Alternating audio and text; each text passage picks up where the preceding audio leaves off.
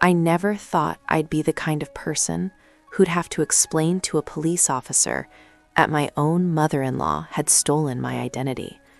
But there I was, sitting in a cramped office at the county sheriff's department, my hands shaking as I tried to sign the report. My name is Ann Marshall.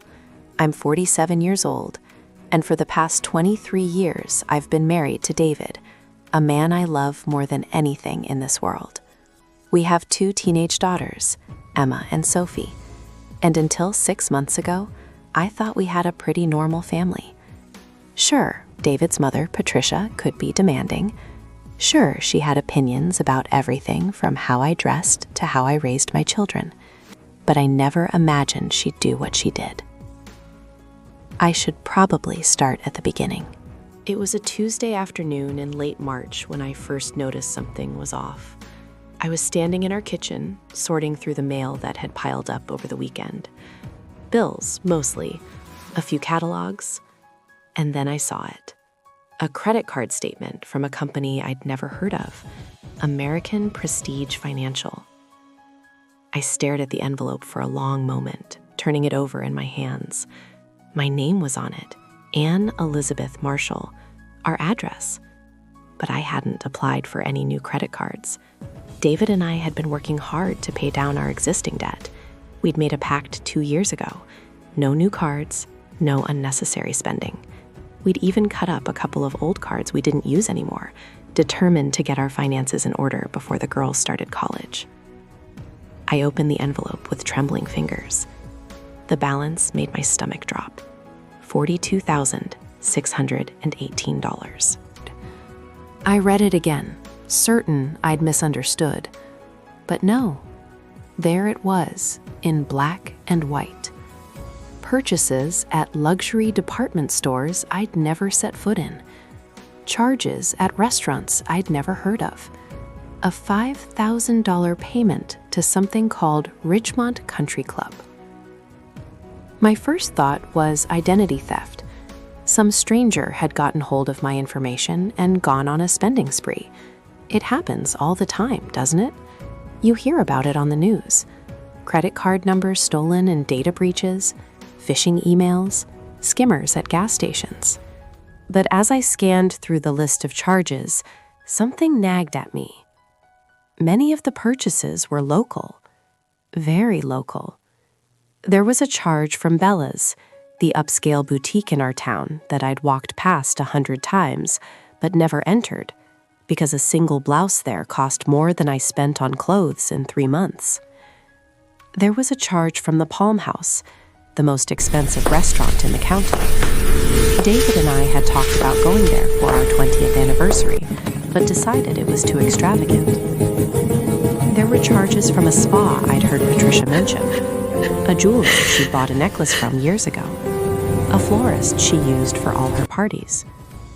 My heart started beating faster. This couldn't be a coincidence, could it?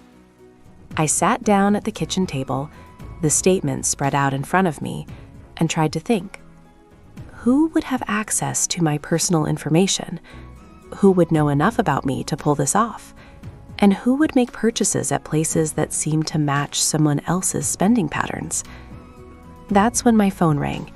It was David's mother. "Ann, darling," Patricia's voice came through, smooth as felt. She always called me darling, though I'd never been entirely sure she meant it affectionately. "I was wondering if you and David might be free for dinner this Saturday. I'm having a small gathering at the club, and I'd love for you both to be there." The club, she'd mentioned it before, Ridgemont Country Club, where she'd been a member for 30 years, where she played tennis twice a week and had lunch with her friends every Thursday, where she hosted elaborate charity events and sat on the board of the Ladies' Auxiliary. "Actually, Patricia," I said, my voice coming out steadier than I felt, "I need to talk to you about something. Can you come by the house today?" There was a pause. "Today? Well, I'm rather busy, dear. Can't it wait?" "No," I said. "It can't." Another pause, longer this time. "I suppose I could stop by around 3, but I can't stay long. I have a hair appointment at 4:30. Of course she did. Patricia never missed her weekly hair appointment at Salon Bijou, the most expensive salon in town. After we hung up, I sat there staring at the statement, the charge to Ridgemont Country Club. Patricia's casual mention of the club. It was probably nothing, just a coincidence. But deep in my gut, I knew it wasn't. I started going through our other mail more carefully. That's when I found the second statement, this one from a store credit card at Neiman Marcus. Another account I'd never opened, another balance I'd never incurred. $18,000. My hands were shaking so badly I could barely hold the paper. David came home early that day. I texted him, asking him to come home as soon as he could, that it was important. He walked in to find me still sitting at the kitchen table, surrounded by papers and printouts, more evidence of accounts I'd never opened. "Anne, what's going on?" He dropped his briefcase by the door, his face creased with concern. I handed him the American Prestige statement without a word. I watched his face as he read it, watched the confusion turn to shock, then to anger. "What the hell is this?" "I don't know," I said. "But David, look at the charges. Look where they're from." He scanned the list, his jaw tightening. "These are all local. Bella's, the Palm House, the club." He looked up at me, and I saw the moment it clicked. The same realization I'd had. My mother is a member at Ridgemont. "She's coming over at 3, I said quietly. David sat down heavily in the chair across from me. "You think she did this?" "I don't know what to think, but I need to ask her." We sat in silence for a while, both of us trying to process what this might mean. Patricia had always been particular about appearances, about maintaining a certain lifestyle. She drove a Mercedes that she replaced every 3 years. She wore designer clothes, carried designer handbags. She threw elaborate parties and took expensive vacations to places like the south of France and Napa Valley. But that was her business. She'd always had money, or at least we thought she had. She and Robert had both come from comfortable families. They'd lived well their entire lives. "David," I said slowly, "when was the last time you talked to your dad about their finances?" David's father, Robert, had died 3 years ago. A heart attack, sudden and devastating. He'd been playing golf one Saturday morning at Ridgemont when he'd collapsed on the 7th hole, dead before the ambulance arrived. Patricia had seemed to handle it well, all things considered. She'd kept up her routines, her social calendar. If anything, she'd become even more involved in her club activities, even more particular about her appearance. "We settled the estate," David said. "There was the house, some investments. Mom said everything was in order. Why?" "Did your mother ever mention money problems?" He frowned. "No, she's always been fine. She has Dad's pension, Social Security, the investments." But even as he said it, I could see doubt creeping into his eyes. "She did ask to borrow $5,000 last year, said it was for some repairs on the house. She paid it back within a couple of months." I felt a chill run down my spine. $5,000. That's exactly what the monthly charges to Ridgemont have been. We stared at each other across the table. "Let me call the credit card company," I said. "I need to find out more about when this account was opened and how." I spent the next hour on the phone with American Prestige Financial, being transferred from department to department, explaining over and over that I'd never opened this account. Finally, I reached someone in their fraud department who could actually help. "Mrs. Marshall, I'm showing that this account was opened online 18 months ago," the representative said. "The application included your name, social security number, date of birth, and current address. It was approved with a credit limit of $50,000. "But I never applied for this card. I never even heard of your company until today." I understand. What I can do is flag this account for fraud investigation, but you'll need to file a police report. Do you have any idea who might have accessed your personal information? Did I? I thought about Patricia coming to our house for family dinners, Patricia babysitting the girls when they were younger, Patricia house-sitting for us when we went on vacation, Patricia helping us organize our home office 2 years ago when we were preparing documents for a mortgage refinance. Oh God, the refinance. I need to go, I said abruptly. Thank you for your help. I hung up and looked at David. 2 years ago, the refinance. Do you remember? His eyes widened. Mom watched the house. She had access to everything. Everything, I repeated. Tax returns, bank statements, pay stubs, social security cards, birth certificates, everything someone would need to steal an identity. Patricia arrived exactly at 3 o'clock, dressed in a cream-colored pantsuit that probably cost more than our monthly mortgage payment. Her hair was perfect, as always, swept up in an elegant style that had probably taken her stylist an hour to create. Her makeup was flawless. She wore pearl earrings and a pearl necklace that I knew were real because she told me once they'd been her mother's. Her handbag was Hermes, a Birkin bag that I knew cost tens of thousands of dollars. She kissed David on the cheek and gave me a tight smile. "Now, what's so urgent that it couldn't wait?" she asked, setting her designer handbag on our counter with the careful precision of someone who knew exactly how valuable it was. I slid the credit card statement across the table toward her. She glanced at it, her expression barely changing. "What's this?" "That's what I'd like to know," I said. "It's a credit card statement, in my name, for an account I never opened." Patricia picked up the paper, her eyes scanning it quickly, too quickly, like she already knew what was on it. Her perfectly manicured nails, painted a subtle pink, didn't even tremble as she held the page. "Well, that's clearly a mistake," she said, setting it back down with a dismissive gesture. "You should call the company and straighten it out." "I did call them," I said, keeping my voice level. "They confirmed that the account was opened 18 months ago. They said the application was submitted online with my name, my social security number, my date of birth.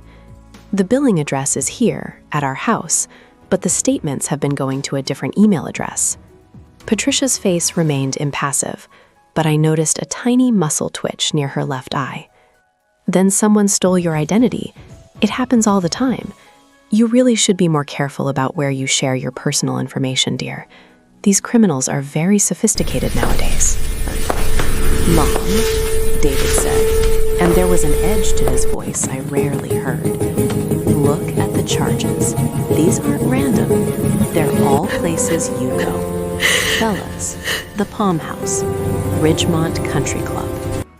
Something flickered across Patricia's face, just for a second, then it was gone, replaced by that same smooth composure she always wore like armor. "Don't be ridiculous, David. You think I would steal from my own daughter-in-law? That's insulting. I'm deeply hurt that you would even suggest such a thing." "Then explain the charges," I said, pulling out the Neiman Marcus statement.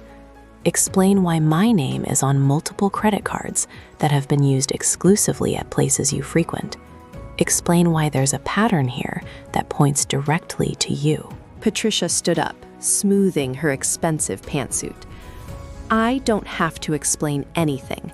This is clearly some kind of misunderstanding, and I'm not going to sit here and be accused of something I didn't do." She picked up her handbag, clutching it against her side. "I'm disappointed in both of you. After everything I've done for this family, all the times I've been there for you, all the help I've given over the years, and this is how you repay me? With accusations and insults?" "Mom, wait." David stood too, blocking her path to the door. "If this is a misunderstanding, then help us understand. Just talk to us. Tell us where you were when these charges were made. Help us figure out what's going on."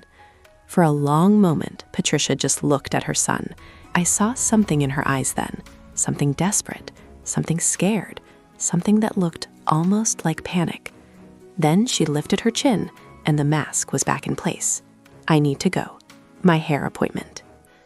And she walked out, her heels clicking on our hardwood floors, the door closing behind her with a decisive snap. After she left, David and I just stood there, looking at each other. The silence in our kitchen felt suffocating. She didn't deny it, I finally said. Not really. She deflected. She got offended, but she didn't actually deny it. David ran his hand through his hair, a gesture I knew meant he was stressed. His face had gone pale. I can't believe this. I can't believe she would do something like this. But I could see in his eyes that he was starting to believe it, just like I was. That night, I couldn't sleep. I lay in bed, staring at the ceiling, my mind racing through everything I knew about Patricia. The expensive clothes, the perfect hair and nails, the country club membership that she'd mentioned cost $20,000 a year just in dues, not counting the additional charges for meals, events, golf, tennis lessons.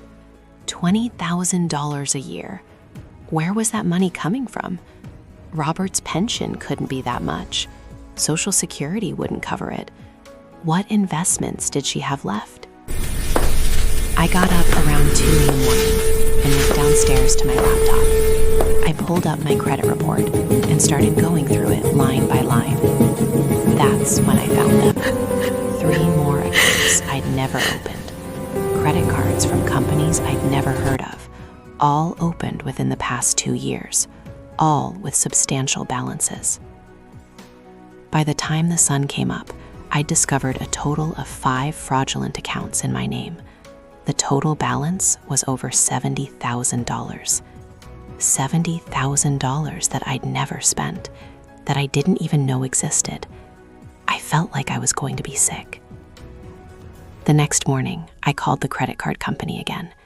This time, I asked for detailed records going back to when the account was opened. They emailed them to me within an hour. I spread them out on the dining room table and started to piece together a pattern. The charges had started small, a few $100s here and there at Bella's, lunch at the Palm House, but over time, they'd escalated. By 6 months in, there were charges for thousands of dollars, jewelry from Tiffany's, designer handbags from boutiques I couldn't even pronounce, and every month, like clockwork, a $5,000 charge to Ridgemont Country Club. I pulled up my own bank records and started cross-referencing dates, and that's when I noticed something that made my blood run cold. 2 years ago, David and I had needed to submit extensive paperwork for our home refinance. We'd been working with a mortgage broker, gathering documents, tax returns, W-2s, bank statements, credit reports, everything. We'd organized all of it in a folder in our home office, and then we'd gone out of town for a long weekend. We'd asked Patricia to house it, to water our plants, to bring in the mail. She'd had 3 full days alone in our house. 3 days with access to every piece of financial information we had. 3 days to photograph every document with her phone. I remembered now.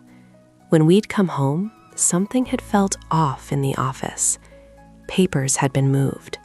The filing cabinet drawer wasn't quite closed all the way. At the time, I thought maybe I'd just left things that way. Or maybe Patricia had been looking for something innocuous, like a pen or some paper. Now I knew better. David came home to find me still at the dining room table, surrounded by papers and printouts, my laptop open in front of me, a legal pad covered in notes beside me. I found something else, I said before he could even take off his coat. I showed him what I'd discovered. The timeline, the dates, the connection to the refinance documents, the fact that Patricia had been alone in our house with access to everything. She had everything, I said, my voice shaking. My social security number, my date of birth, bank account numbers. She could have taken photos of everything with her phone, and we would never have known. David sank into a chair, his face pale. There has to be another explanation. Then help me find it, I said, because right now, all the evidence points to your mother. We spent the next week investigating. David called his mother repeatedly, but she wouldn't answer his calls. When he left voicemails, she didn't call back. He drove to her house twice, but she wasn't home. Or she was pretending not to be home. Her car was in the garage both times, but she didn't answer the door. She was avoiding us. Meanwhile, I discovered more accounts.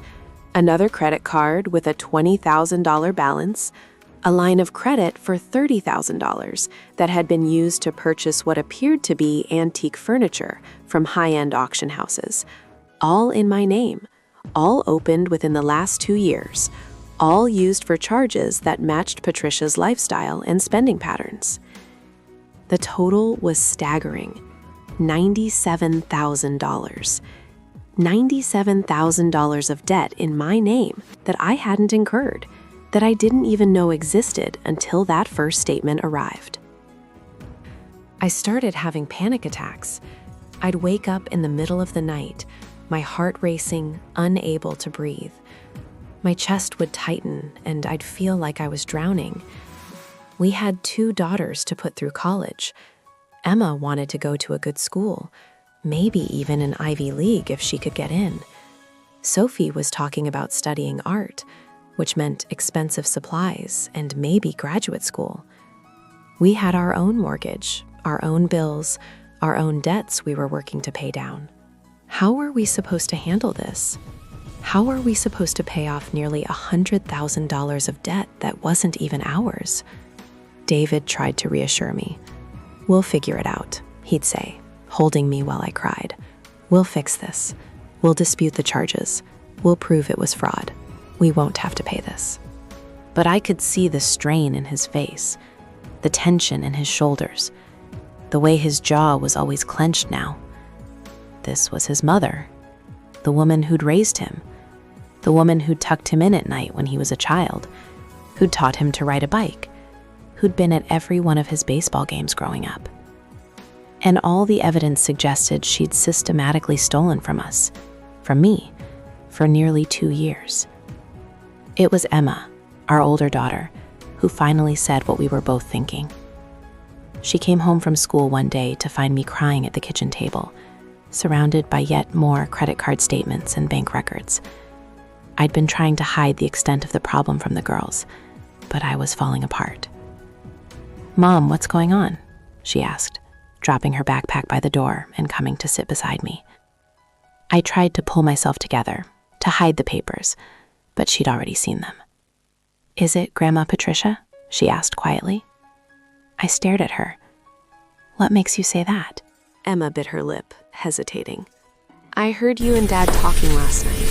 I wasn't trying to eavesdrop, but I got up to get water, and I heard Dad say something about Mom and identity theft. And I've noticed things, like how Grandma always has new designer bags and expensive jewelry, but she's always complaining about not having enough money when we ask her to help with something. Smart kid. Too smart, maybe. Last year, when we wanted to go on that school trip to Washington, D.C., remember?" Emma continued. "It cost $800 per student. Sophie and I both wanted to go, but you and Dad said you could only afford to send one of us. We asked Grandma if she could help, and she said she couldn't contribute because her funds were tied up in investments. But then, like 2 days later, I saw her at the mall with 5 shopping bags from Neiman Marcus, and she was wearing a new coat that looked like it cost more than both our school trips combined." I hadn't known that. I hadn't realized Emma had noticed these things, had been keeping track. "Emma, this is complicated," I started.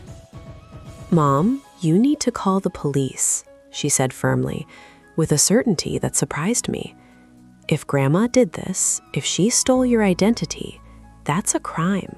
You can't just let her get away with it. She's your grandmother. And you're my mom." Emma reached over and squeezed my hand. Her grip was strong, determined. "She hurt you. She hurt our family. That's not okay, even if she is family. Maybe especially because she's family. She was supposed to protect us, not steal from us." Out of the mouths of 16-year-olds. That conversation gave me the push I needed. The next day, I made an appointment at the police station.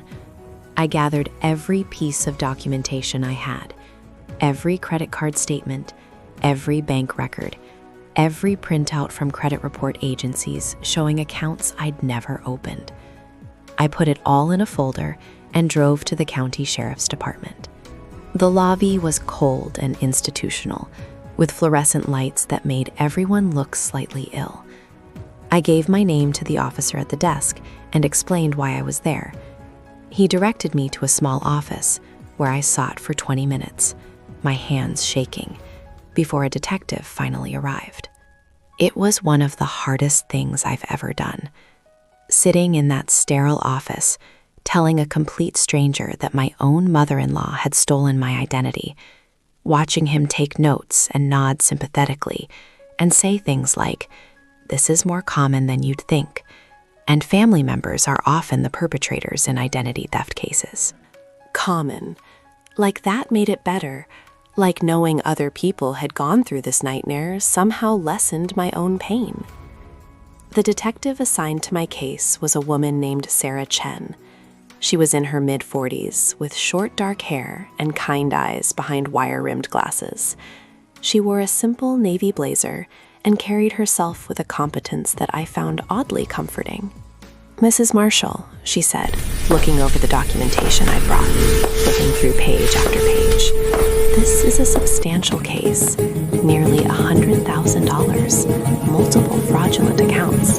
This isn't going to be resolved quickly or easily. I need you to understand that from the beginning." "I know," I said. "I just want it to stop. I want my name cleared. I want my credit restored. I want my life back." "This is hard." Detective Chen nodded, making notes on a yellow legal pad. "We'll need to verify that you didn't authorize these charges, which shouldn't be difficult given the evidence you've gathered.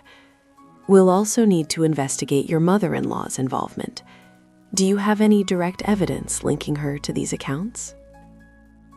"This is good," Detective Chen said, studying my timeline.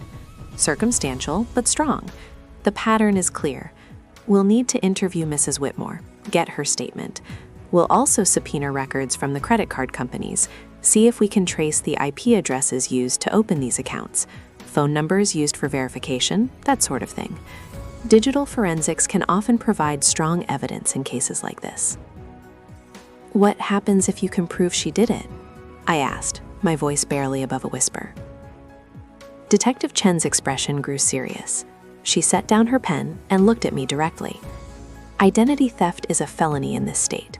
If we can prove she opened these accounts in your name without your permission and used them for her personal benefit, she could face significant prison time. Multiple counts, given the number of accounts and the total amount involved. We're probably looking at 5 to 10 years if she's convicted." 5 to 10 years. Patricia was 71 years old. Felt sick again. But underneath the nausea was something else. Anger. A deep, burning anger that my mother-in-law had put me in this position, that she'd forced me to choose between justice and mercy, that she'd stolen from us so casually, so systematically, without apparently caring what it would do to our lives. "Mrs. Marshall," Detective Chen said gently, "I know this is your family. I know this is complicated, but you need to understand that what's been done to you is serious. This isn't just about money. This is about someone stealing your financial identity, damaging your credit, potentially affecting your ability to get loans, rent apartments, even get certain jobs in the future. This has long-term consequences for you and your family." "I know," I whispered. "I know." Hard. The investigation moved faster than I expected. Detective Chen was thorough and efficient. Within 2 days, she'd obtained subpoenas for the credit card companies and started tracing the digital trail Patricia had left. It turned out Patricia hadn't been nearly as careful as she'd thought. The accounts had all been opened from the same IP address, which traced back to Patricia's home internet connection. The email address used for notifications was one that Patricia had set up specifically for this purpose, but the recovery email was her regular account. When the credit card companies required identity verification, Patricia had used a phone number that was registered to her name. She'd been sloppy, or maybe she just never imagined she'd get caught. 2 days later, 2 police officers showed up at Patricia's door with a warrant to search her home and seize her computers and financial records. I wasn't there, but David was. He'd tried one more time to reach his mother, to get her to talk to us before things went this far. He'd driven to her house early that morning, determined to have a conversation. She'd finally answered the door. He told me later that she'd looked perfect, as always. Hair done, makeup applied, dressed in expensive casual clothes, like it was just another normal day. "Mom, please," he'd said, "if you did this, if you're in some kind of trouble, just tell me. Let me help you. We can figure this out together. Maybe there's a way to fix this without involving the police. But you have to talk to me. You have to tell me the truth." And Patricia, standing in her doorway with her perfectly coiffed hair and designer loungewear, had looked at her son and said, "I don't know what you're talking about, David." Anne is obviously confused and looking for someone to blame for her own poor financial decisions. You know how she is with money. You've told me yourself that she sometimes overspends. That was a lie. I'd never been careless with money. If anything, I was too careful, too anxious about every purchase. But Patricia had always been good at twisting things, at making you doubt your own reality. That's when the police cars had pulled up, 2 patrol cars and Detective Chen's unmarked sedan.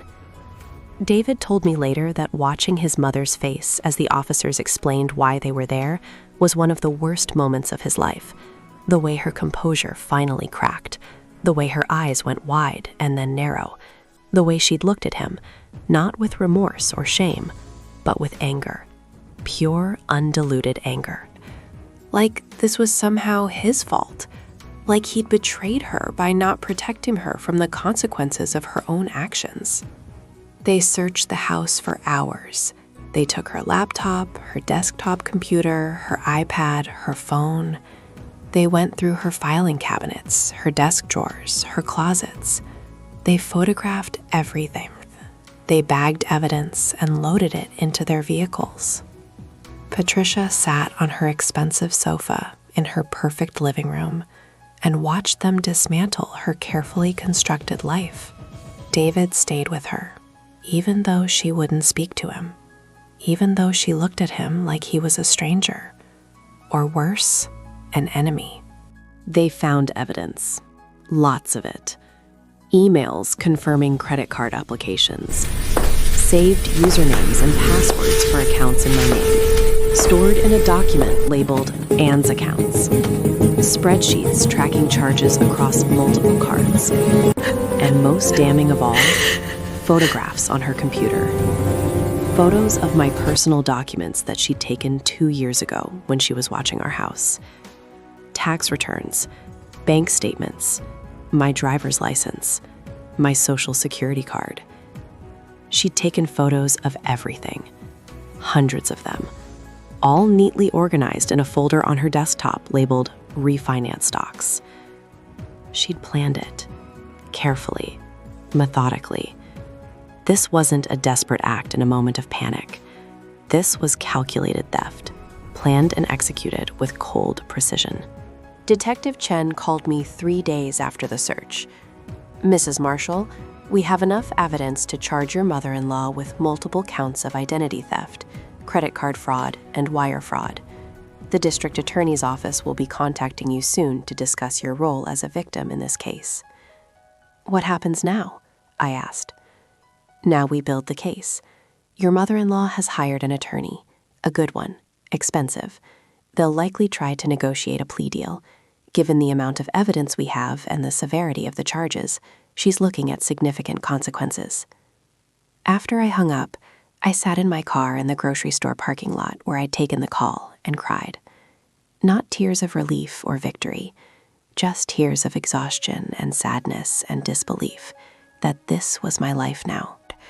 The hardest part was watching what it did to David. He was caught between his mother and his wife, and there was no good position to be in. He was angry at Patricia for what she'd done, furious even, but she was still his mother. He was hurt and betrayed, but he also felt guilty for not seeing it sooner, for not somehow preventing it. "How did I not know?" he'd say over and over, lying awake at night staring at the ceiling. "How did I not see what she was doing? I'm her son. I should have known something was wrong." "Because we trusted her," I'd tell him, reaching for his hand in the darkness. "Because we never imagined she'd do something like this. Because she's good at lying, good at keeping up appearances. This isn't your fault." But I could see it eating at him. The guilt, the shame, the feeling that he should have protected me from this, from his own mother. Our marriage was strained in ways it had never been before. We'd weathered tough times, financial stress, health scares, difficult periods with the kids. But this was different. This was his mother actively harming me, his wife, and we were both struggling to process what that meant. 3 weeks after the initial charges were filed, Detective Chen called me again. Her voice had an edge to it that I hadn't heard before. "Mrs. Marshall, we need to meet. There's more." More? How could there be more? I met her at the police station again, and she led me to the same small conference room where I'd first filed my report. On the table was a stack of documents, easily a foot high. My stomach dropped. "We've been digging deeper into your mother-in-law's finances," Detective Chen said, her expression grim, "and we've uncovered a much larger pattern of fraud." She opened a folder and pulled out a document that looked like a financial report. "Your mother-in-law's husband, Robert Whitmore, didn't just die 3 years ago. He died bankrupt, or very nearly so. It turns out he made some extremely poor investment decisions in the years before his death. High-risk ventures that went south, cryptocurrency investments, a real estate deal that turned out to be fraudulent. He lost hundreds of thousands of dollars." I stared at her, unable to process what she was saying. By the time he died, the couple had lost nearly everything. Their savings, their retirement accounts, they were hundreds of thousands of dollars in debt. The only things they had left were the house and Robert's small pension. "But Patricia never said anything," I stammered. "She never asked for help. She just kept living like everything was fine." "That's exactly what she did," Detective Chen said. "Patricia managed to hide the extent of the financial damage during the estate settlement. She sold off assets quietly, paid down some of the most pressing debts, and maintained the appearance that everything was fine. But she couldn't maintain her lifestyle on what was left. Her Social Security and Robert's small pension weren't enough to cover her expenses, especially the country club membership. So she used my identity," I said, the reality sinking in like a stone. "Yes, but not just yours." Detective Chen pulled out more documents. My heart started racing. "We've discovered that she also opened accounts in your husband's name and in your daughter's names." The room spun. "What?" "Credit cards, lines of credit, even a car loan in your oldest daughter's name. All told, we're looking at over $300,000 in fraudulent debt across your entire family." $300,000. I couldn't breathe. This wasn't just identity theft anymore. This was systematic destruction of my family's financial future. My daughters were teenagers. They hadn't even started their adult lives yet, and they already had ruined credit and debt in their names. Emma was 16. Sophie was 14. They were children. "Oh my God," I managed to say, my voice coming out as barely a whisper. "Emma and Sophie, they're minors. How did she even—" "She had access to their information too," Detective Chen said gently. "Their social security numbers, dates of birth certificates probably, everything she needed. And unfortunately, credit card companies don't always verify ages thoroughly, especially for online applications. The algorithms assume if someone has all the right information, they must be who they say they are." I thought I'd been angry before. I thought I'd experienced the full range of emotions this situation could evoke. But I was wrong. This was a whole new level of betrayal. This was monstrous. This was destroying children. My children. "Show me," I said, my voice cold and hard. "Show me everything." Detective Chen spread out the documents. Credit card statements in Emma's name, a line of credit in Sophie's name, a car loan for a Mercedes in Emma's name. That explained the new Mercedes Patricia had been driving for the past year. The one she'd casually mentioned was a gift from a friend. It wasn't a gift. It was a car my 16-year-old daughter was somehow responsible for paying off. "What's going to happen to her?" I heard myself ask, surprising myself with how emotionless my voice sounded. "With this new evidence, the charges are much more serious.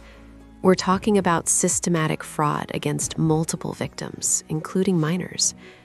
Fraud against minors is prosecuted particularly aggressively in the state. If convicted on all counts, she could be facing 20 years or more." 20 years. Patricia was 71. This would be a life sentence. And I didn't care. I know that makes me sound heartless. I know some people reading this will think I should have found it in my heart to forgive her, to show mercy. She was an old woman who'd lost her husband and panicked about losing her social status, along with her money. But she'd stolen my daughter's futures. That was unforgivable. That evening, David and I had to sit down with Emma and Sophie and tell them everything. Every terrible detail. We couldn't protect them from this anymore. They needed to know what their grandmother had done to them. We gathered in the living room, the four of us. I looked at my daughters, at their young faces, and my heart broke all over again. They shouldn't have to deal with this. They should be worried about homework and friends and what college they wanted to attend, not about identity theft and credit scores and debt collection calls. "Girls, we need to talk to you about something serious," David began, his voice already shaking. "It's about Grandma Patricia." I watched their faces change as we told them. Confusion first, then disbelief, then hurt, then anger. Emma's jaw clenched the way David's did when he was trying to hold back emotion. Sophie started crying before we were even halfway through the explanation. "Why would she do this to us?" Sophie asked, tears streaming down her face. "We're her grandchildren. We didn't do anything to her. Why would she hurt us?" David pulled her into a hug, and I saw tears in his eyes too. "I don't know, sweetheart. I wish I had a good answer. I wish I could explain it in a way that made sense. But the truth is, Grandma made terrible choices. She was scared of losing her lifestyle, of losing her position in her social circle, and she chose to protect herself instead of protecting her family." "But did she even think about us?" Sophie said into David's shoulder. "Did she think about what this would do to us? Did she care at all?" That was the question none of us could answer. Had Patricia thought about her grandchildren when she was opening credit cards in their names? Had she considered what she was doing to their futures? Or had she simply not cared, her desperation to maintain appearances overriding everything else? Emma, practical even in crisis, asked the question I'd been dreading. How bad is it? How much debt are we talking about in our names? David and I looked at each other. There was no point in sugarcoating it. "In your name, Emma, there's about $80,000, I said quietly. a car loan for the Mercedes Grandma's been driving, and several credit cards. In Sophie's name, there's about $40,000, credit cards and a line of credit. Emma's face went pale. $80,000 and 16. I don't even have a job. How am I supposed to pay off $80,000? You're not, I said firmly. We're going to fix this.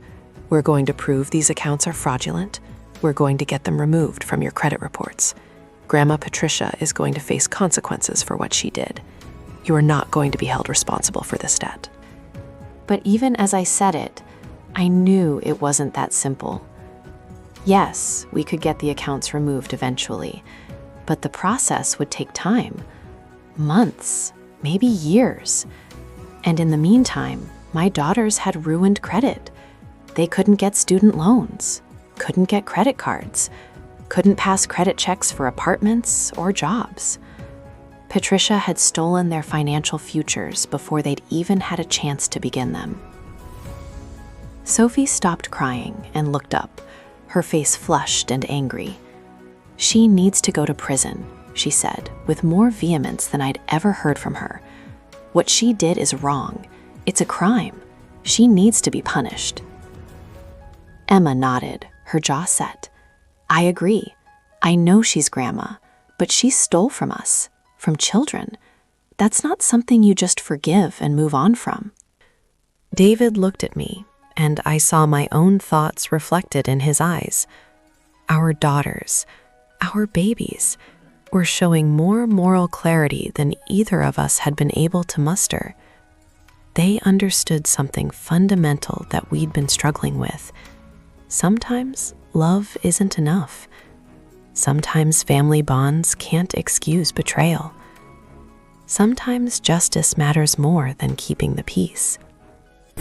The next few months were a nightmare of paperwork, phone calls, and meetings. We had to dispute every fraudulent account, every credit inquiry, every collection notice. The fraud alerts helped, and the police report gave us documentation, but it was still exhausting. Emma and Sophie had to miss school for meetings with credit bureaus and fraud investigators. They had to answer questions about their grandmother, about what she'd done, over and over again. I watched it change them. Emma became almost obsessively careful about her personal information, refusing to share anything online, double-checking every website before entering data. Sophie developed anxiety about money that manifested in panic attacks when bills arrived in the mail. My daughters were traumatized by what their grandmother had done to them.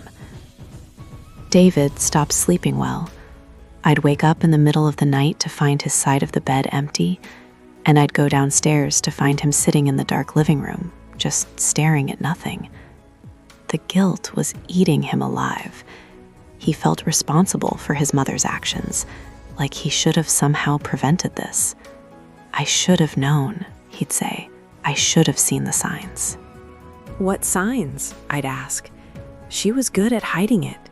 She's been lying and manipulating for 3 years, David. You couldn't have known.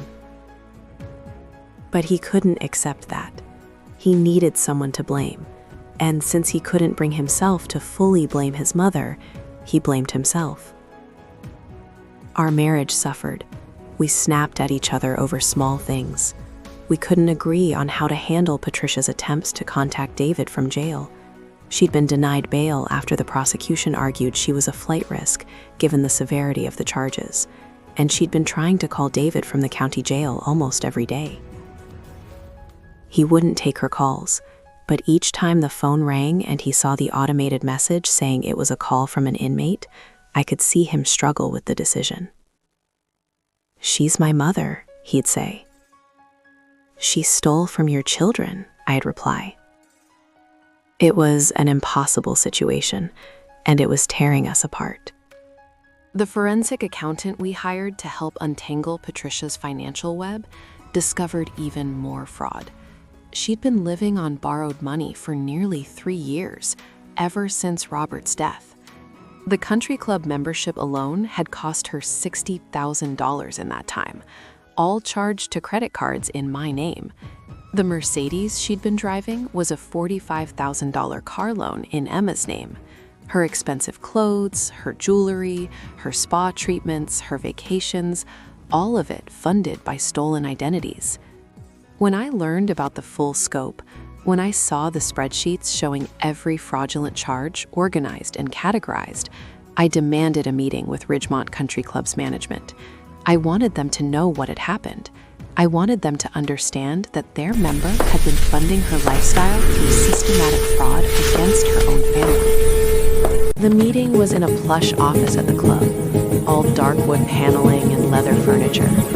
The club manager, a pompous man named Gerald Hastings, with perfectly styled silver hair and a suit that probably cost more than my car, seemed more concerned about the potential scandal than about what had been done to my family. "Mrs. Marshall, I hope you understand that this puts the club in a very difficult position," he said, steepling his fingers on his mahogany desk. "We've already had several members express concern about the negative publicity." "Your difficult position?" I said, my voice dangerous and quiet. "My mother-in-law stole $300,000 from my family to maintain her membership at your club, and you're worried about your position, about your publicity?" Gerald shifted uncomfortably in his leather chair.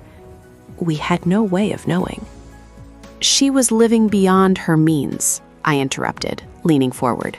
"She's a widow with no visible income, no job. Her husband left her essentially bankrupt, and yet she was paying $20,000 a year in membership dues, plus tens of thousands more in additional charges. Didn't anyone notice? Didn't anyone question how she was affording this?" He cleared his throat. "Our members' financial situations are their private business, Mrs. Marshall. We don't inquire into how they fund their memberships. Even when those members are committing felony fraud to pay their bills, even when they're stealing from their own grandchildren to play tennis and have lunch with their friends?" Gerald had no answer for that. He just looked uncomfortable and kept glancing at the door like he was hoping I'd leave. "Let me make something very clear," I said, standing up. "My mother-in-law used this club as her reason for stealing from us. She valued her status here, her membership here, more than she valued her own family. This place, your club, was more important to her than her grandchildren's futures. I hope that makes you proud." I walked out without waiting for a response. I learned later that Ridgemont Country Club quietly asked Patricia to resign her membership. Not because of the fraud, not because she'd stolen hundreds of thousands of dollars to afford it, but because of the negative publicity and the uncomfortable questions from other members. They were more concerned about their reputation than about justice, more worried about what other members would think than about the fact that one of their own had destroyed her family to stay among them.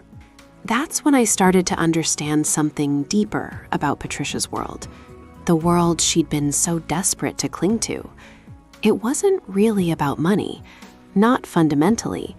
It was about status, about belonging, about being seen as successful and sophisticated and part of an exclusive group, about the image she projected to the world. In Patricia's mind, being a member of Ridgemont Country Club meant something. It meant she'd made it. It meant she belonged to a certain social class. It meant she was someone who mattered. And when Robert's death and his financial failures threatened to strip away that status, when she faced the possibility of losing her membership and having to admit to her friends that she could no longer afford it, she'd panicked. She could have made different choices.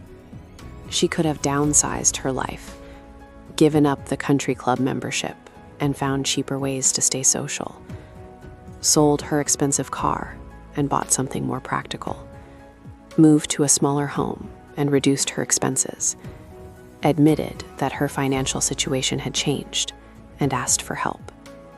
But that would have meant giving up her status. It would have meant admitting failure. It would have meant facing her friends and saying, "I can't afford this anymore." For Patricia, that was apparently unthinkable. Better to destroy her family than to face social embarrassment. Better to steal from her grandchildren than to admit she could no longer keep up appearances. She'd chosen the illusion of success over the reality of family. The trial, when it finally came 9 months later, was brutal.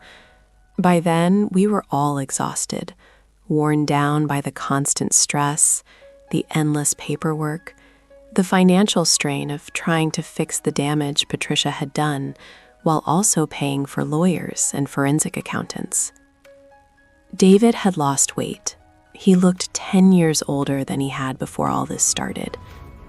Emma had thrown herself into her schoolwork with an intensity that worried me, studying obsessively, as if perfect grades could somehow make up for what had been done to her. Sophie was in therapy, trying to work through her anxiety and trust issues. And I had become someone I barely recognized, harder, more cynical, less trusting. The courthouse was imposing, all granite and marble, with high ceilings and harsh fluorescent lighting that made everyone look slightly ill. We sat through jury selection, watching potential jurors be questioned about their views on family, on identity theft, on white-collar crime. Patricia sat at the defense table throughout, her lawyer beside her. She'd hired Marcus Rothman, one of the best criminal defense attorneys in the state. Expensive, with a reputation for getting his clients reduced sentences or even acquittals. I had no idea how Patricia was paying for him, unless Rothman was working on spec, hoping to recoup his fees from whatever assets Patricia had left. She looked smaller somehow in the courtroom, still perfectly groomed, her hair still done, her clothes still expensive, but she seemed diminished.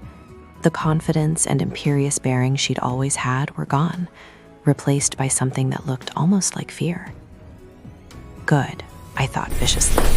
Let her be scared. Let her feel a fraction of what she put us through. The prosecution was methodical. The prosecutor, a sharp woman named Janet Ramirez, laid out the case piece by piece.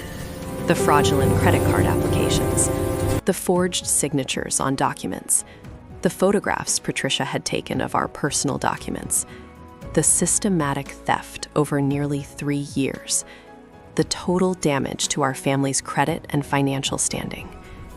She showed the jury the spreadsheets Patricia had kept, the careful tracking of charges across multiple accounts, the way she'd rotated between different credit cards to avoid maxing any one out too quickly, the way she'd systematically added new fraudulent accounts as old ones reached their limits. This wasn't a desperate widow making a one-time mistake, Janet told the jury during her opening statement. This was calculated, systematic fraud. Mrs. Whitmore knew exactly what she was doing. She planned it carefully.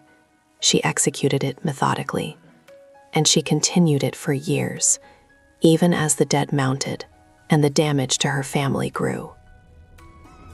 Patricia's lawyer tried to paint her as a grieving widow who'd made poor decisions in a moment of desperation, who'd panicked about her financial situation after Robert's death, who'd intended to pay everything back, but had gotten in over her head. Patricia Whitmore is not a criminal, Marcus Rothman told the jury, his voice smooth and sympathetic. She's a 71-year-old woman who lost her husband of 45 years and found herself suddenly alone and facing financial ruin. She made mistakes, yes. Poor choices, absolutely. But she never intended to harm her family.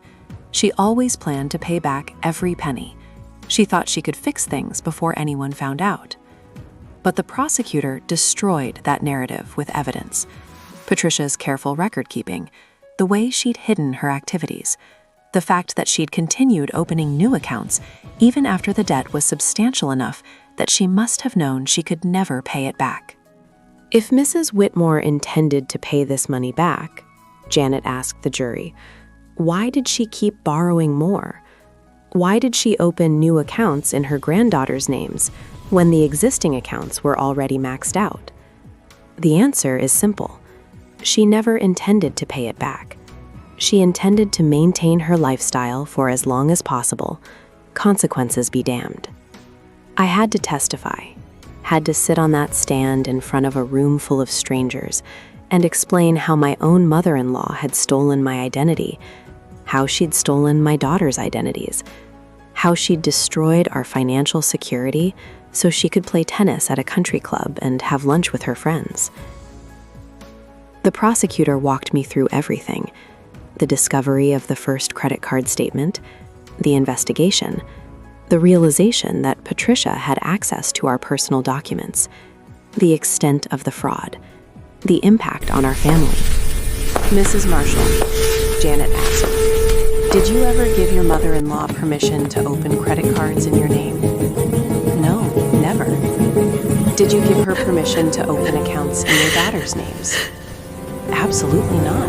They're children. Why would I do that? Did you know she was having financial difficulties? No, she never said anything. She never asked for help. If we'd known she was struggling, we would have tried to help her. We would have figured something out together. Patricia's lawyer cross-examined me, trying to suggest that maybe I had known about the accounts, maybe I'd even agreed to them, and was now having regrets. But it didn't work. The evidence was too clear, too overwhelming. Patricia never looked at me during my testimony, not once. She sat at the defense table, staring straight ahead, her face carefully blank, like I wasn't even there, like we'd never been family. David testified too. His testimony was the hardest to watch. I saw him struggle with every word, torn between his loyalty to his mother and his responsibility to his family. The prosecutor asked him about the personal documents, about giving his mother access to our house, about whether he'd ever suspected she might be in financial trouble. No, David said, his voice breaking. She never said anything, never asked for help. If she'd just told me she was struggling, if she'd just asked, we would have helped her. We would have figured something out. We're family. That's what families do. And instead, what did your mother do? David's hands clenched on the edge of the witness box. She stole from us, from my life, from my children. She violated our trust in the worst possible way.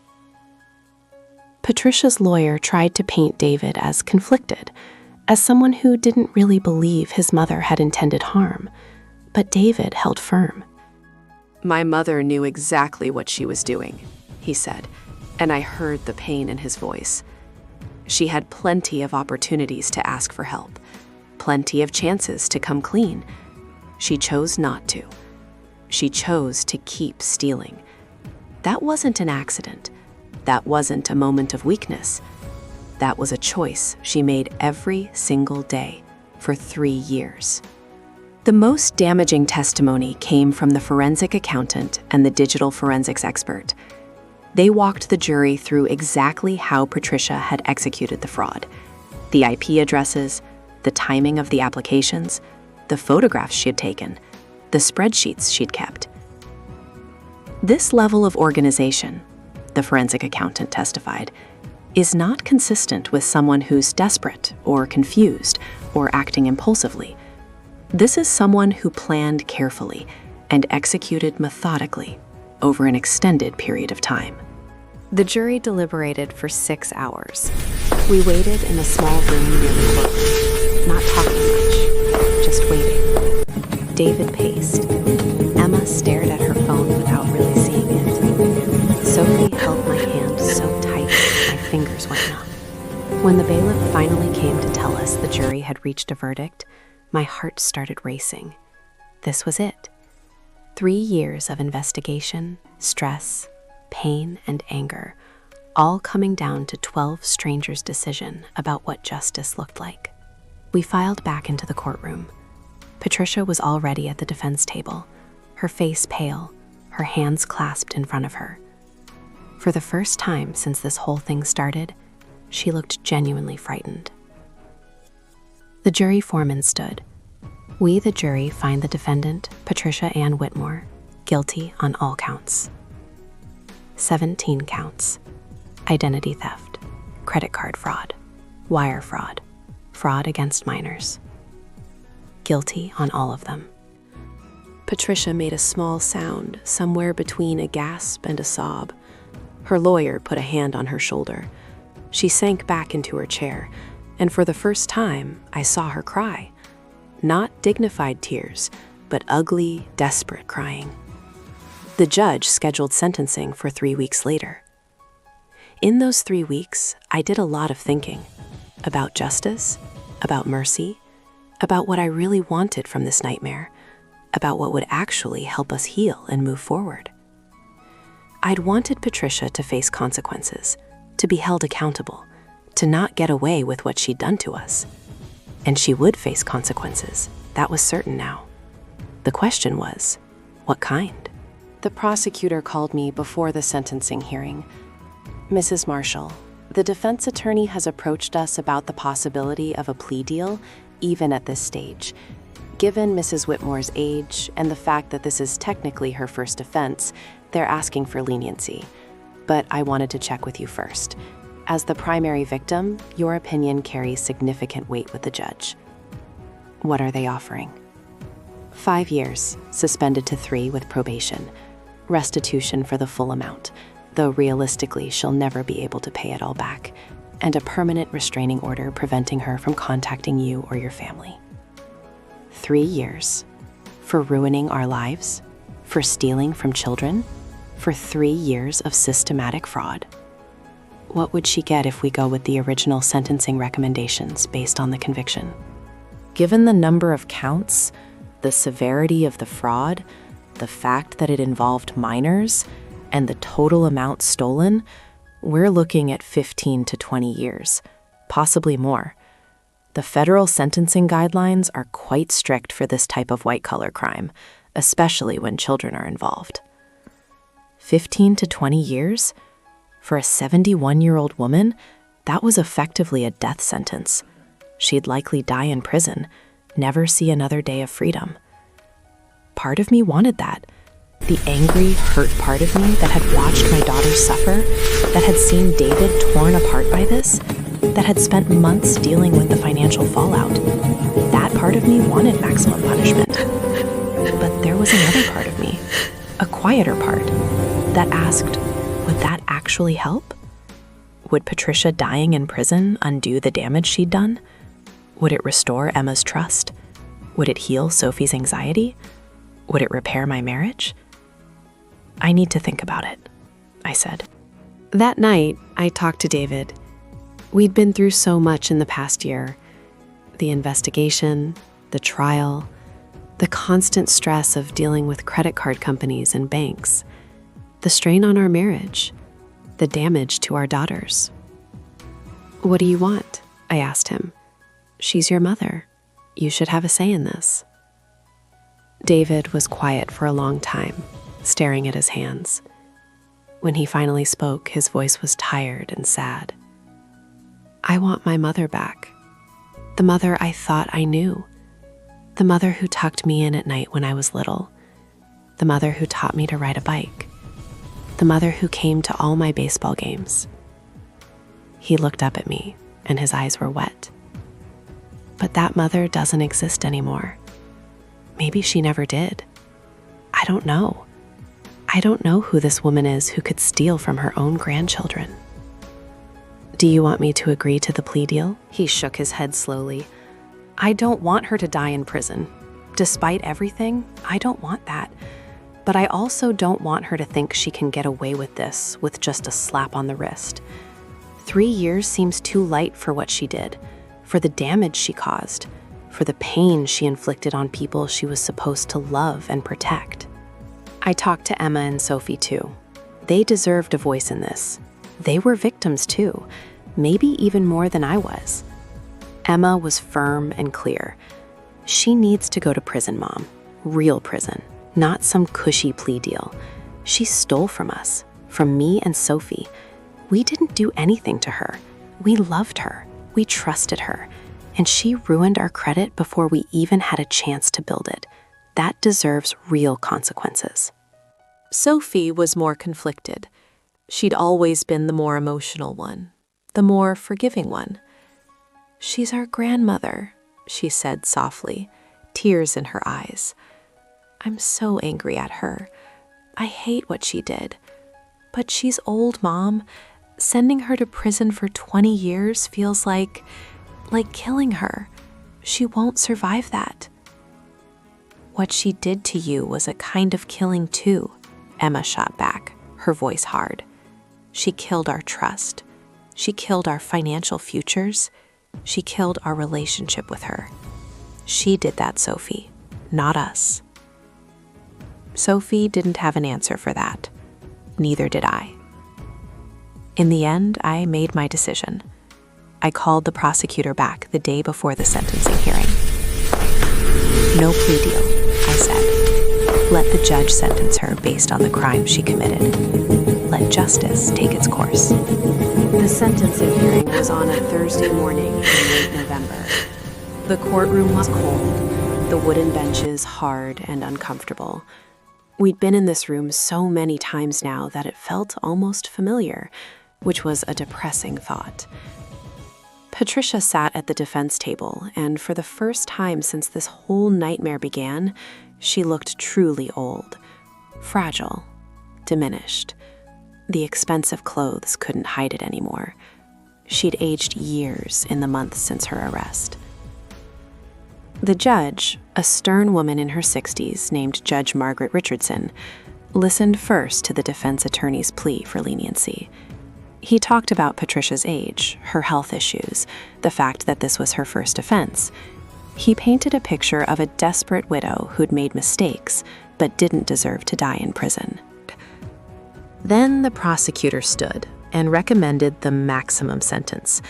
She reminded the judge of the systematic nature of the fraud, the fact that it targeted family members, including children, the total amount stolen, the complete lack of remorse Patricia had shown throughout the process.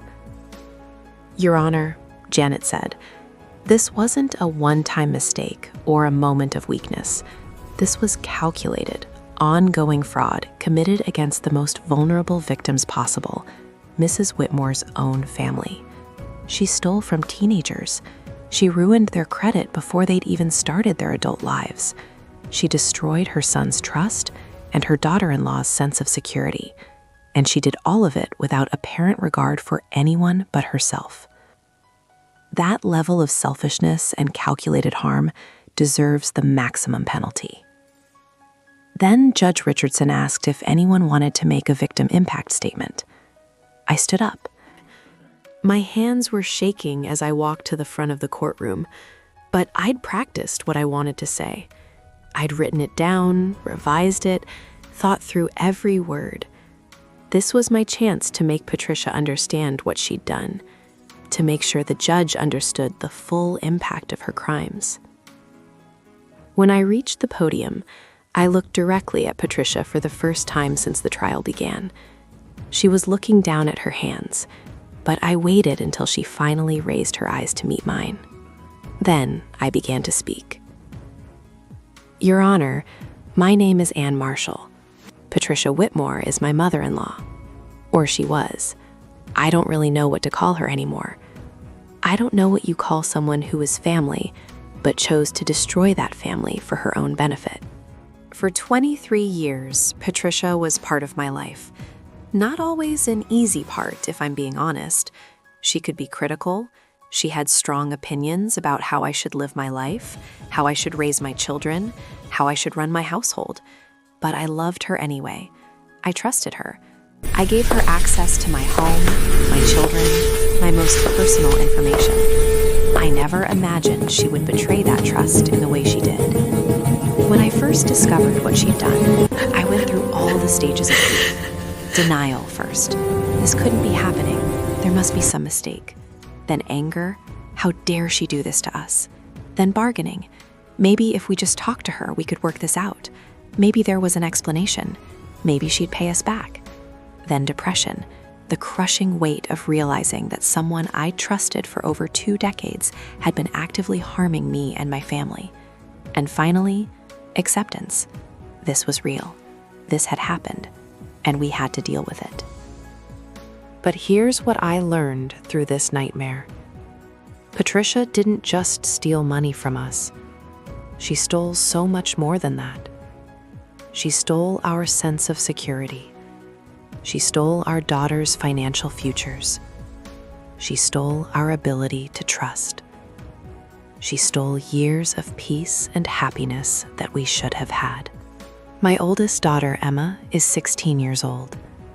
She should be excited about getting her driver's license, about applying to colleges, about starting her life. Instead, she's terrified of identity theft. She won't share any personal information online. She checks her credit report obsessively. She has nightmares about debt collectors calling her. Her grandmother did that to her. My youngest daughter, Sophie, is 14. She should be a carefree teenager, worried about school and friends and normal teenage things. Instead, she has panic attacks when mail arrives. She's in therapy for anxiety. She's afraid to trust people. She looks at her friends' grandmothers with confusion and hurt, wondering why her grandmother didn't love her enough to not steal from her. My husband has lost both his parents now, his father to a heart attack 3 years ago, and his mother to her own choices. He struggles with guilt every single day, feeling like he should have somehow seen this coming, should have protected us. Our marriage has been strained in ways I never imagined. We've had to rebuild trust not just with the world, but with each other. And me? I've become someone I barely recognize. I used to be trusting, open, optimistic. Now I question everything. I double-check everyone. I see threats everywhere. The person I was before this happened is gone. Patricia didn't steal $300,000 from us, Your Honor. She stole our peace, our happiness, our innocence, our ability to believe that family members won't hurt each other. When she was caught, Patricia didn't apologize. She didn't show remorse. She blamed me, accused me of lying, of being confused, of making poor financial decisions myself. She refused to take responsibility for any of it. Even now, even after being convicted by a jury of her peers, I don't think she truly believes she did anything wrong. I think she believes she was entitled to take what she wanted, that her need to maintain her lifestyle, her status, her country club membership was more important than our financial security, than her grandchildren's futures. I came here today prepared to ask for the maximum sentence. I wanted justice. I wanted her to pay for what she did to us, especially to my daughters. And part of me still wants that. But I've realized something. Patricia is going to prison, regardless of whether she gets 5 years or 20. She's 71 years old. Even a short sentence is likely to mean she dies there. And while part of me thinks that's what she deserves, another part of me recognizes that's not really justice. That's just revenge. Real justice will be Patricia understanding what she did, truly understanding, taking responsibility, showing genuine remorse, making amends in whatever way she can. But I don't think she's capable of that.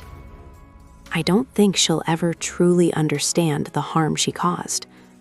And no sentence you give her will change that. So I'm not going to ask for the maximum sentence, Your Honor. I'm not going to ask for leniency either. I'm simply going to ask that you impose whatever sentence you believe is just and appropriate given the crimes she committed. You've heard all the evidence. You know what she did. You know how she did it. You know the impact it had on multiple victims, including children. I trust you to make the right decision. Whatever that is, we'll accept it and move forward with our lives, because that's what we have to do now.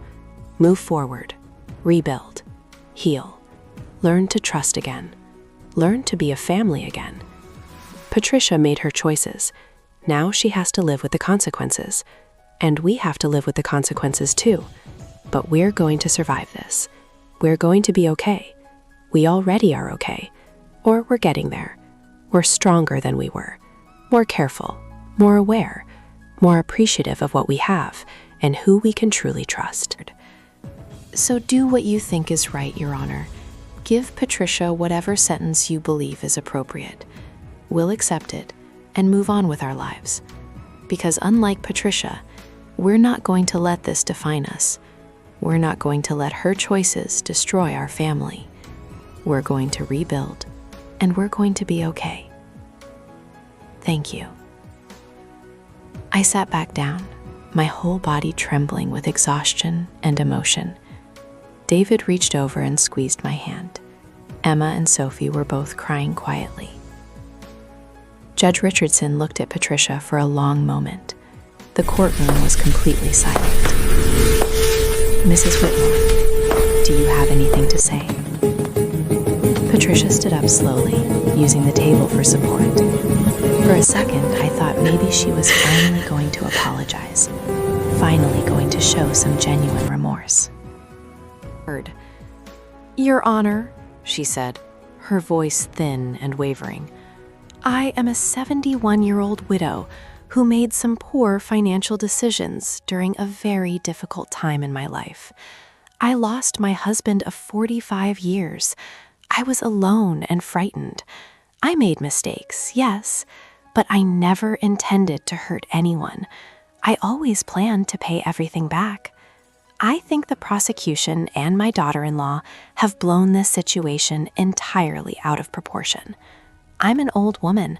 I have health issues.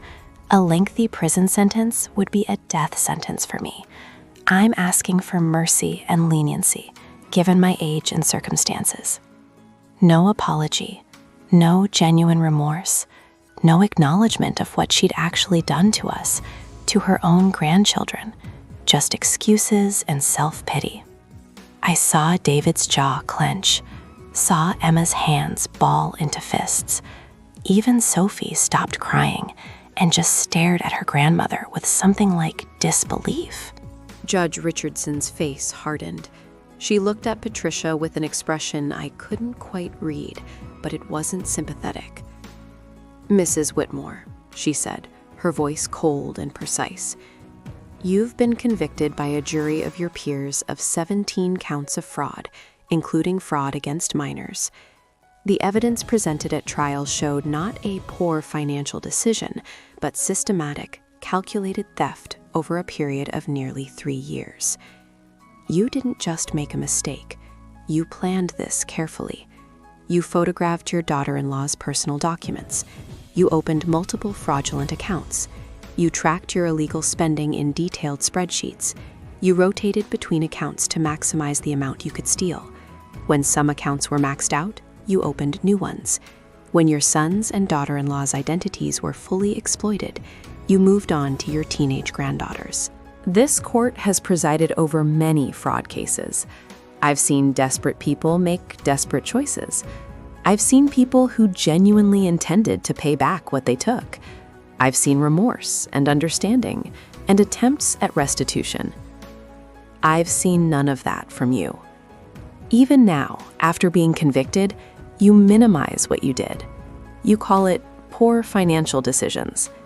You claim you intended to pay it back, when the evidence clearly shows you continued to borrow more, even when the debt was far beyond what you could ever repay.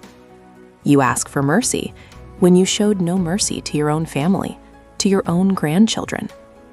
You valued your country club membership more than your family. You valued maintaining appearances more than your moral obligations. You valued your social status more than the financial futures of 2 teenage girls who trusted you, who loved you, who had every right to expect their grandmother would protect them, not steal from them. The court sentences you to 12 years in state prison on each count, to run concurrently. You will also be ordered to pay full restitution to your victims in the amount of $307,000, though the court acknowledges that given your financial situation, full restitution is unlikely.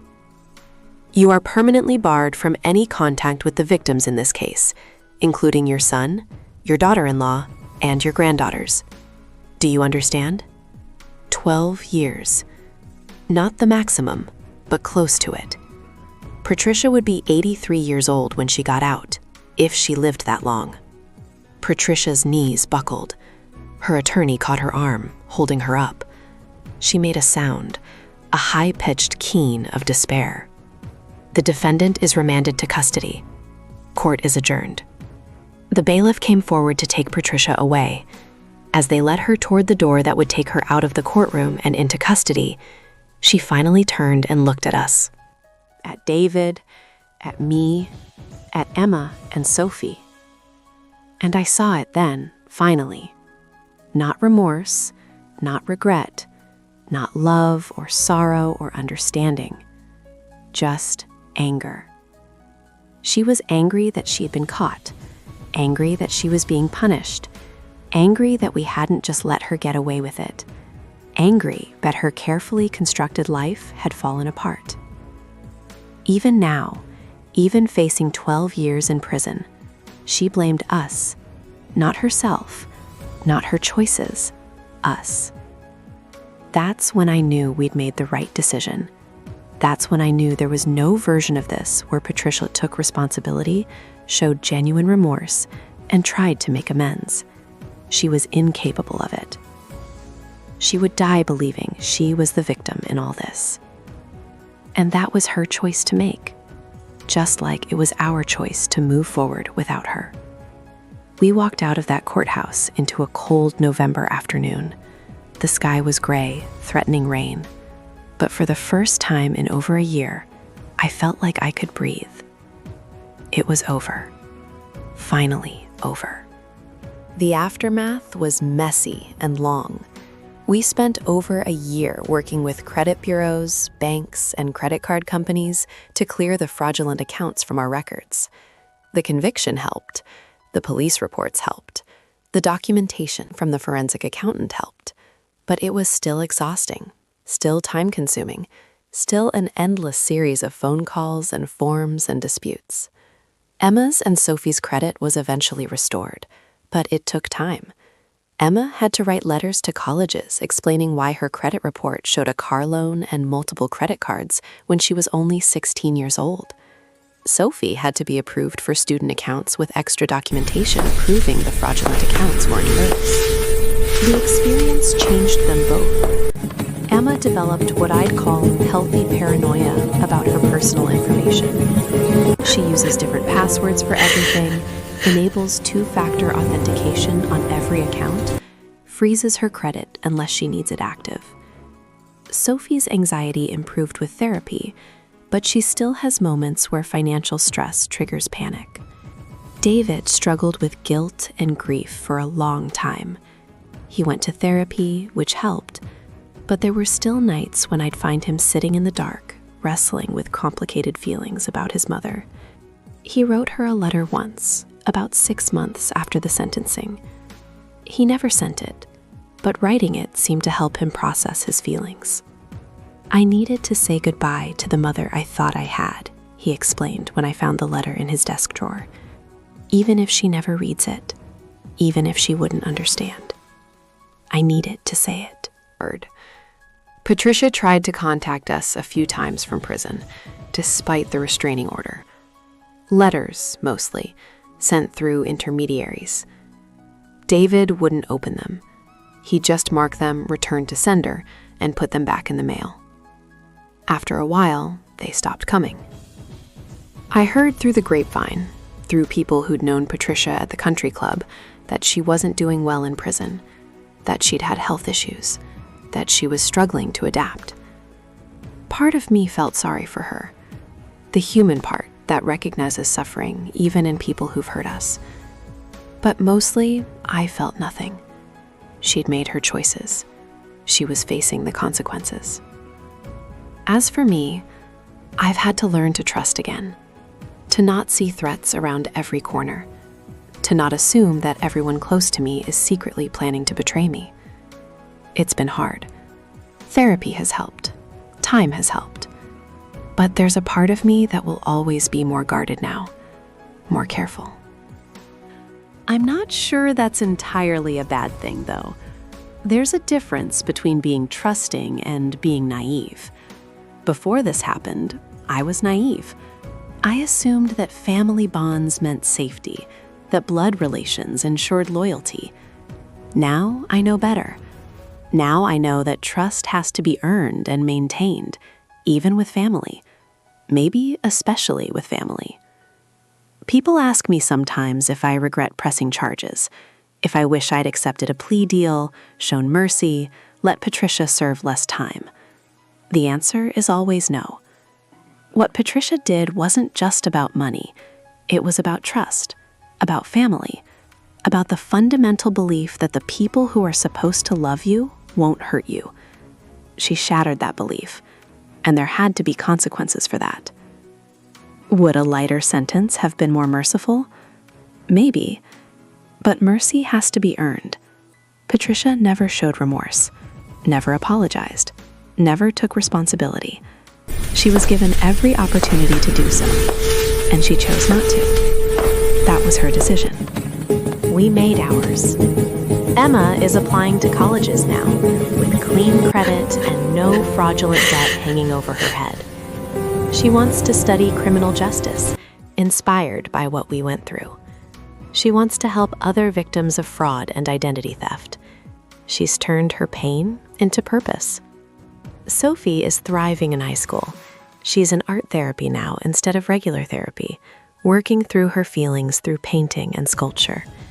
Her pieces are powerful and moving, full of broken things being put back together. She's healing in her own way.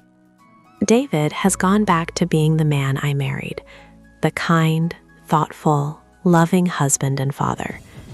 He still carries guilt about his mother, but it doesn't define him anymore.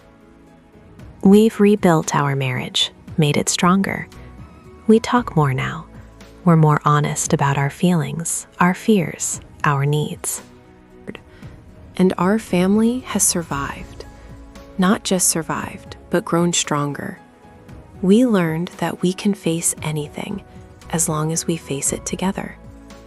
We learned that justice matters, even when it's painful.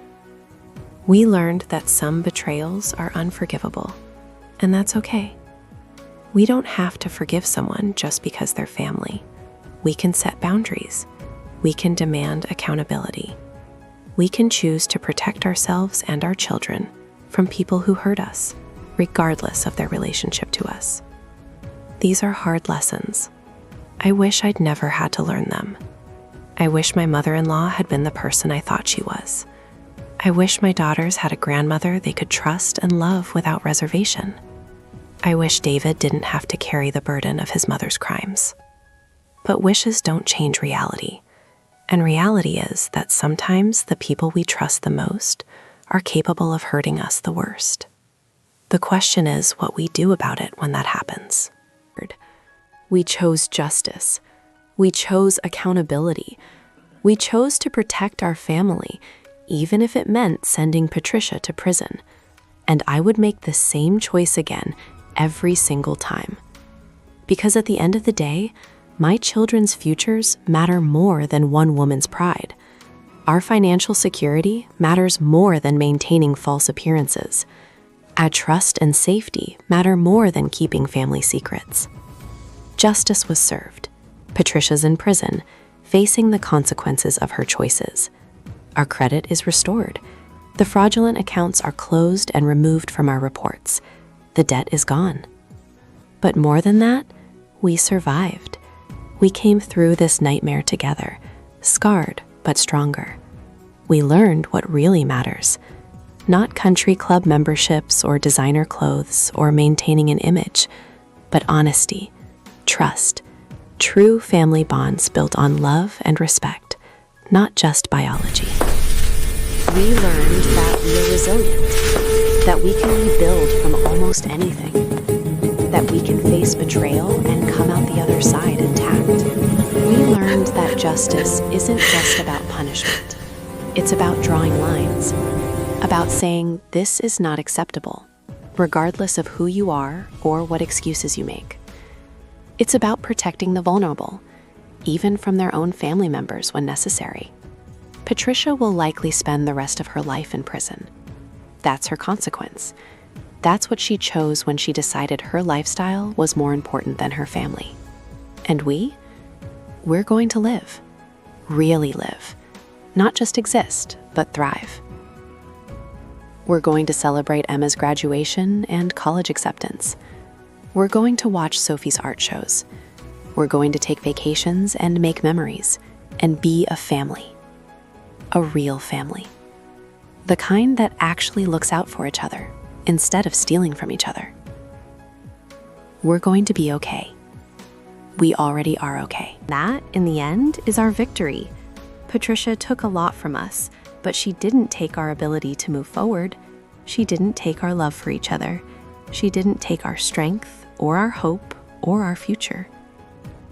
We're free of her manipulation, her fraud, her betrayal. We're free to build the life we want, surrounded by people who genuinely care about us. Patricia chose her country club and her image over her family. She chose appearance over substance. She chose herself over everyone else. And now she's alone in a prison cell while we're home together, healing and growing and moving forward. That's justice, real justice, not just the legal kind, but the cosmic kind.